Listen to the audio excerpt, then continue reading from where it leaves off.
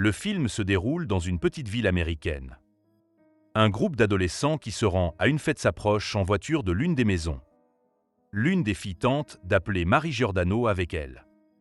Cependant, l'héroïne reste chez elle, continuant à étudier les magazines et journaux policiers.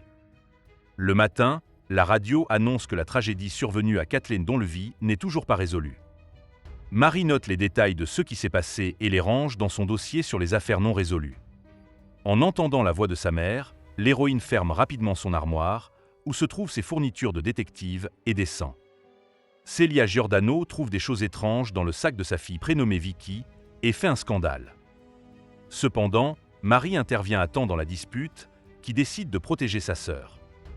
Au collège, l'héroïne essaie de communiquer avec Liz McConnell, mais la jeune fille est fâchée que Mary ne s'intéresse qu'aux enquêtes, et non aux fêtes et aux sorties avec des garçons. En classe, l'héroïne doit répondre à une question posée par une religieuse, mais elle est interrompue par l'apparition de Margie Donlevy, la sœur de la jeune fille avec laquelle la tragédie s'est produite. Après la classe, Mary se rend au poste de police, où elle se sent comme chez elle. L'héroïne se dirige vers le bureau de Jerry Gain et tente de trouver des détails sur l'affaire Donlevy. Cependant, l'homme lui demande de mieux travailler dans ses études. Cependant, Mary est sûre qu'elle doit continuer son travail et devenir policier. Malgré le refus de Jerry, l'héroïne n'a pas l'intention d'abandonner. Mary pense qu'elle doit suivre la voie du criminel et tenter d'endosser la personnalité de Kathleen pour découvrir la vérité. Près de la piscine, où Donlevy s'entraînait, l'héroïne remarque un type étrange qui communique activement avec d'autres visiteuses. Encouragée par cette piste, Mary décide de suivre le suspect. L'héroïne prend des photos et remarque un pistolet dans les mains du type. De retour chez elle, l'héroïne essaie d'imaginer pas à pas ce qui est arrivé à Donlevy. Le lendemain, après les cours, Mary remarque qu'un étrange type de la piscine la suit. Le harceleur suit l'héroïne jusqu'à la maison, après quoi il disparaît. Le soir, à la demande de sa mère, Mary se rend au magasin et y rencontre à nouveau un type suspect. L'héroïne décide d'utiliser un moyen d'autodéfense, après quoi elle se rend au poste de police. Jerry explique à la jeune fille qu'en fait, Tony Campbell est la meilleure recrue de leur département. Mary raccompagne le garçon chez lui et apprend qu'il veut lui aussi devenir détective.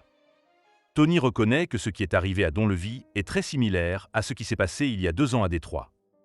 Mary propose sa coopération, mais le garçon ne veut pas risquer la vie de la jeune fille. Le lendemain, l'héroïne pénètre secrètement dans le bureau de Jerry et fait des copies de documents sur l'affaire Donlevy. À la fin, Tony, voyant de telles informations entre les mains de Mary, propose de coopérer. Il s'avère que Kathleen a été vue pour la dernière fois dans une supérette locale. Les héros décident de s'y rendre pour recueillir plus d'informations et commencer à chercher des indices. Le vendeur traite Tony avec dédain, mais le jeune policier parvient tout de même à le faire parler. Il s'avère que Kathleen a acheté du détergent, après quoi elle s'est rendue sur le parking. Une voiture suspecte s'y trouvait, qui a rapidement disparu. Mary est effrayée par les méthodes du gars et il s'en excuse. Tony raconte à la jeune fille qu'enfant, son père l'a fait sauter d'une grande hauteur dans l'eau malgré sa peur. Avant d'aller se coucher, Mary regarde des photos du garçon et fantasme sur lui. Le matin, l'héroïne se rend au Luna Park et découvre dans quelle ville ils ont déjà séjourné. Mary devine que le criminel est l'un des employés de cette entreprise. Avec l'aide de frère John, l'héroïne imprime les noms des employés et apprend les marques de leur voiture. Finalement, la jeune fille parvient à trouver le nom du suspect, Earl Parker. Avec Tony, l'héroïne se rend au parc d'attractions et observe le criminel. Mary essaie de comprendre quelles motivations ont ému Earl, car c'est le seul moyen de l'aider à se réformer. L'héroïne décide de prendre un risque et se rend à l'attraction. Earl accorde immédiatement une grande attention à la jeune fille. Tony et Mary décident de suivre l'homme. Earl arrive dans un local étrange où il rencontre sa maîtresse. Cependant, l'homme entend les héros et décide de partir. Mary note le numéro de la voiture de sa petite amie et la poursuite d'Earl continue. Après la surveillance, Tony invite l'héroïne chez lui. Le couple boit et continue à trier les documents en essayant de trouver de nouveaux indices. Du sac à main de Mary s'envole accidentellement une enveloppe contenant des photos du type. L'héroïne embrasse Tony, mais celui-ci s'éloigne. Le gars explique qu'il ne veut pas effrayer Mary, mais la fille dit que ce n'est pas grave.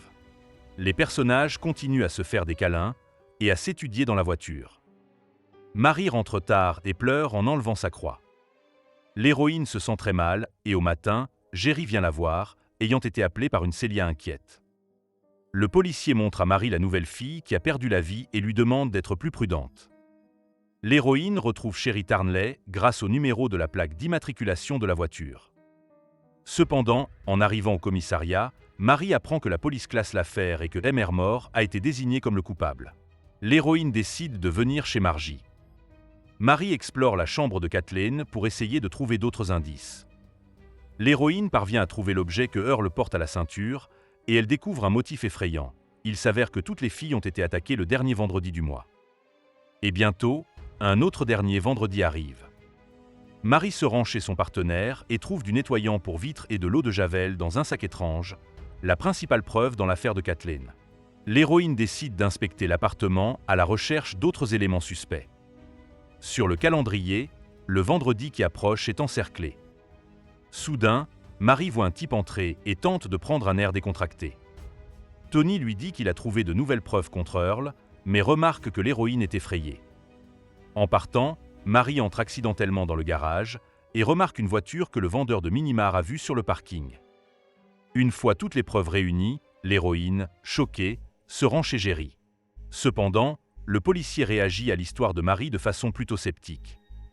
L'héroïne se rend chez Sherry et lui donne son numéro de téléphone, au cas où. Marie se rend ensuite chez l'une des employées du parc et lui demande de surveiller Earl vendredi.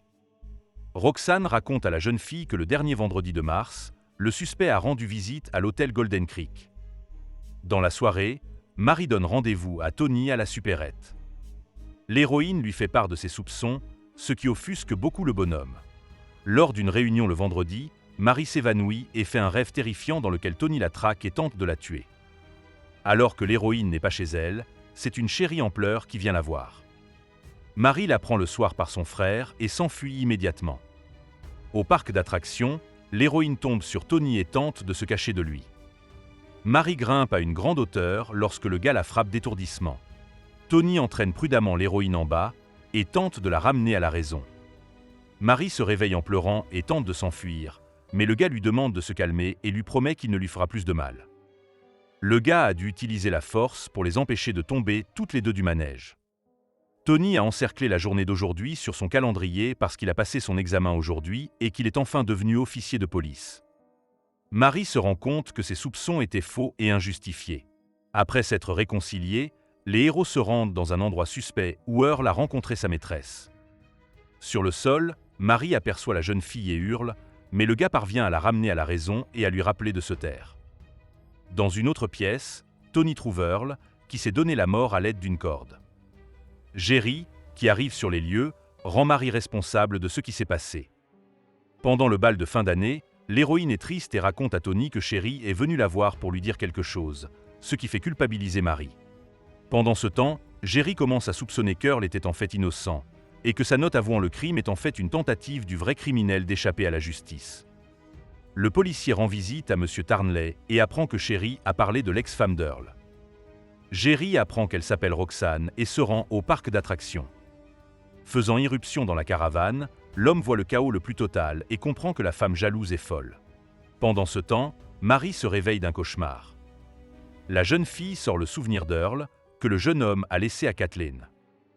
Se souvenant de la mutilation d'une des mains de l'homme, l'héroïne tente de refaire le nœud. Devant son échec, la jeune fille comprend qu'Earl ne pouvait pas être le coupable et que quelqu'un l'a piégé. Marie retourne sur les lieux du crime et voit une étrange enveloppe. Dans celle-ci, la jeune fille trouve des photos qui montrent clairement que Tony était impliqué dans les crimes. À ce moment-là, Jerry, qui interroge Roxane, reçoit les résultats de l'expertise et sort de la pièce en courant.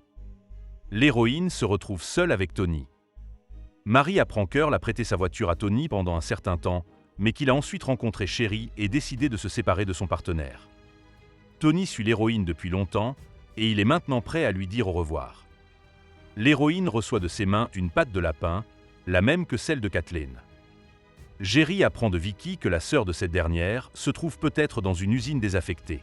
À ce moment-là, Tony raconte à la jeune fille comment il a abordé Kathleen et s'est présenté comme policier. Le gars a convaincu la fille crédule que des enfants se faisaient vendre des substances illégales lorsqu'il demandait de l'eau de javel et du nettoyant pour vitres. L'histoire de Tony prend fin lorsque Jerry apparaît soudainement dans la pièce. Il s'avère que le vrai nom du type est Daniel et qu'il a été impliqué dans de nombreux crimes. Soudain, le type se jette sur Jerry et le détruit. Marie parvient à s'échapper et finit par détruire le criminel, même si cela lui cause une grande douleur. Au bout d'un certain temps, l'héroïne devient policier et en souvenir de ce jour, elle garde une photo de Jerry, une chaîne avec une croix et une patte de lapin, qui lui a été offerte par Tony. C'est la fin du film. Merci à tous d'avoir regardé ce film jusqu'au bout. Donne un like à cette vidéo. Écris dans les commentaires ce que tu penses de ce film et à bientôt dans de nouvelles vidéos.